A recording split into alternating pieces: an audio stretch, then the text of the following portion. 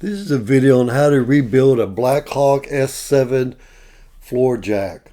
This S-7s were built, according to encyclopedias, from 38 to 42. They're very tough and they weigh a ton, and I really like it.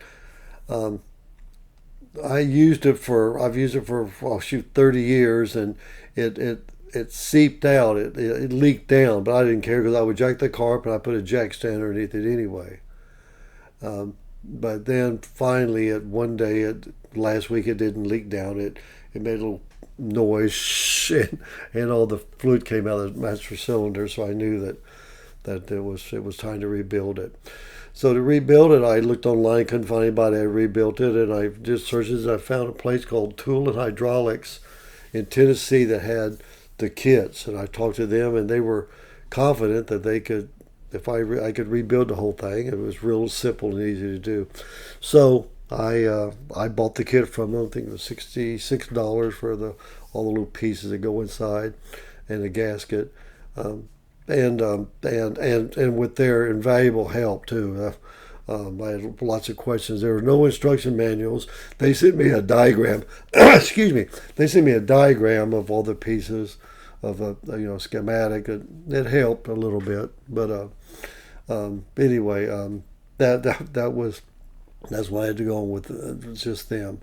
So this video now, I started off by videotaping my process, like I should have done, taking it apart, taking pictures, highlight stuff like that. It was such a messy job and I was getting my phone all messy. Anyway, I just quit that process. The first thing I found out was this thing was just covered, of course, with hydraulic fluid. So there was no. The good part about it, there were no bolts or anything that was locked up. They were all very easy to remove because they'd been packed in oil forever.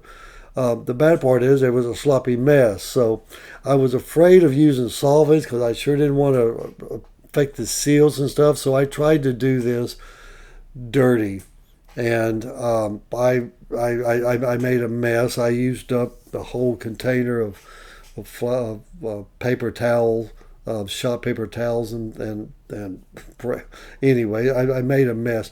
I think the better way to do it is to do the first off, partially assemble it as I'll describe here, and then get a bucket of paint thinners, what they recommend, and just clean the whole thing real well and make the thing up as clean as possible. And if I had to do it again, I would do that.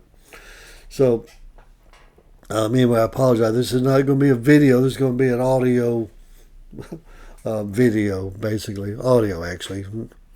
So, okay, so to start, the front, I consider the lift arm edge of it, and the back is the pump handle. Let's get some terms straight. So, I put it and disassembled it, which is I pull the handle out.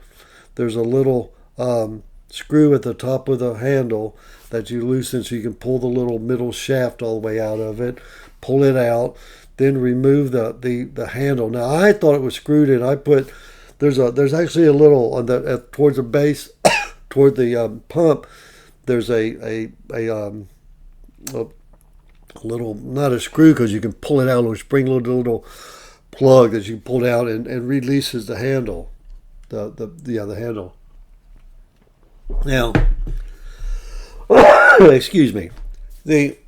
I put a pipe wrench on there and unscrewed it.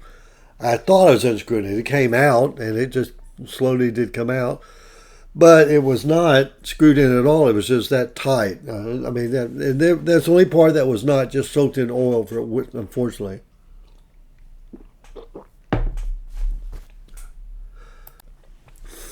So I removed it. Now, once I did that, there's the little arm underneath it goes into the pump, and there's a cotter pin holding a little shaft in there, a little 1-inch long pin, I should say. I removed it. Yeah. So then I removed unscrewed the the tightener, the little tightener shaft that's in the middle of the arm, that you, when you just remove the very first thing you remove was that the big long part of the pump that you twist up to lock it and unlock it. Well, that is connected to, there's a little pin inside there, a little U-joint basically. As I reached in with needle nose and just unscrewed it. It screwed right out. Like I said, it was all soaked in oil, so it came out real easily. Unscrewed it, pull it out. It looks like a little U-joint.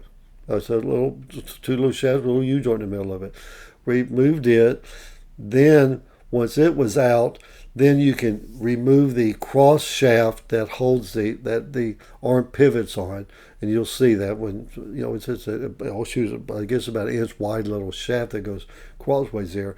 You just pound it out from the end, and as I say pound, tap it out basically, tap it out from the end. Then you can remove that whole arm that the handle is connected to. Once you remove it, then it's just disassembled basically. I mean that's now you can get to everything.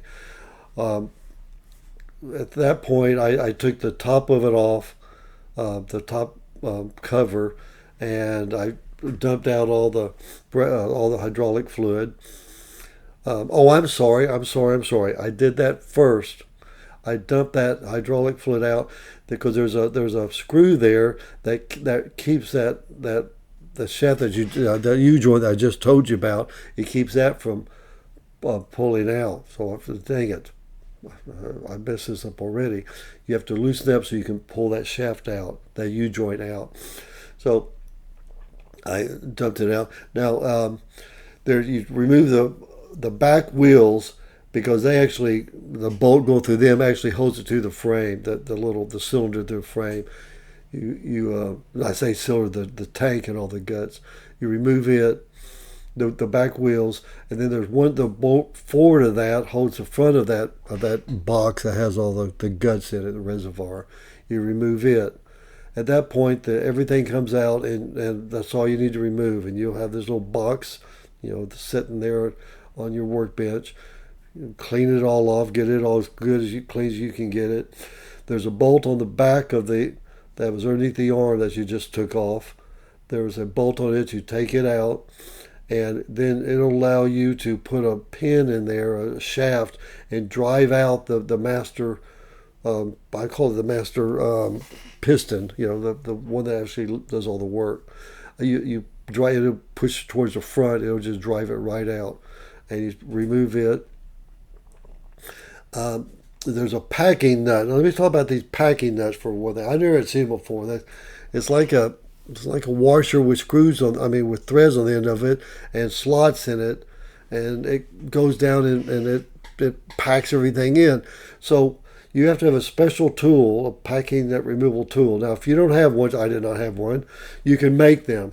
I suggest you go to, well, I've read about this. You go to Harbor Freight and get their cheapest, nastiest socket set, because you're going to need about 3 or 4 sizes of these, and you grind them down the edge of the socket to fit the 2 little slots that in the packing nuts, and you'll see what I mean once you look at those. You think, how can I get down there and get those unscrew those washers? It's a screwed in washer with the slots in it. And so anyway, once you see it, you'll know what a packing nut is, and you'll see how hard that is going to be to get them out without the proper tools. So you can put once you have the right tools, it's very easy. You just put it on, if it's a socket, you put on a ratchet with the extension, and just unscrew it, and it'd be so easy. So I guess you could also use a hole saw, the different size hole saw. I didn't know what I was doing, and I used a fender washer, ground it flat, and then use a pair of needle nose to do it. I really did it the hard way. So if I ever do it again, I would make the proper tools to do that. So anyway, you take out a packing nut after you remove that cylinder, and you'll see there's 4 rubber washers behind it. Mine were all compacted together. It looked like one big fat one, but it was actually 4 that were just squeezed together. They'll be you pulling them out. I use a little pick tool. Then inside there was another packing nut, and so I Had to get down there and get that out. Underneath there, there's 4 washers that are leather washers or some kind of a cup, but they're cupped. Anyway, you pull them on, they just all come apart. You pull them out. At that point, that's done. And you put grease on them. I actually soaked them in fluid, trying to soften them up so I could squeeze them back in there and get them packed in there with a long screwdriver just to get them in there the way they just slide them into the slot. And then I greased up. I put the packing nut on, just not even hand tight, just sort of threads touch.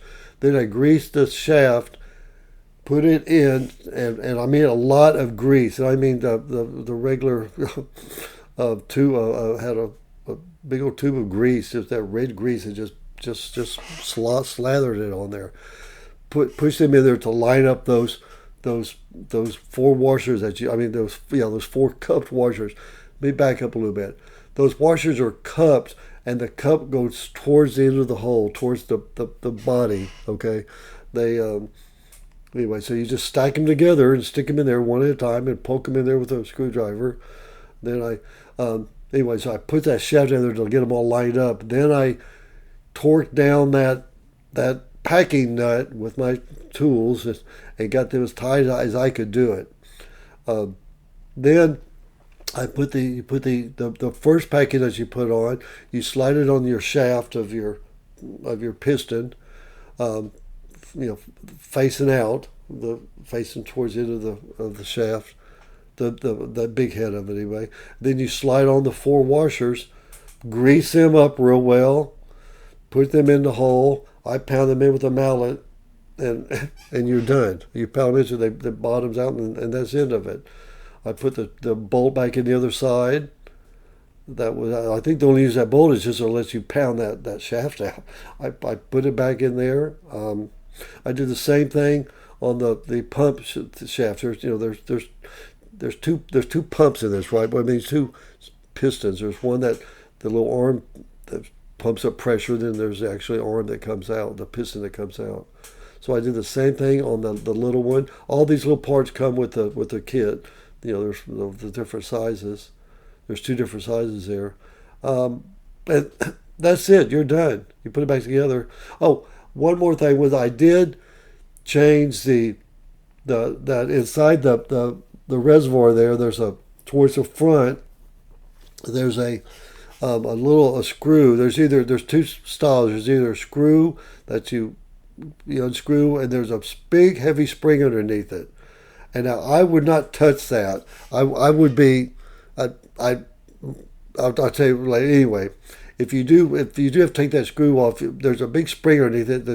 It's going to come spraying out. You're going to lose your spring like I did in the garage. It was a big pain. I had to get a Ace Hardware. Went and got a replacement spring about the right size and hard as I could get, as stiff as I could get, and put it back in. So that's about what it took to pack that back in. But anyway, so if I was doing this again, I would after you get that second little piston packed, I would fill it with fluid and try it. And if everything works, then you're done. You're repacked. In my case, when I pumped it up after I put it back together, and I put pumped it with the arm, with the handle, the arm came up fine. But when the handle came down, when the lever came down, the pump came down, the arm came down. So I called them. They said, well, you need to.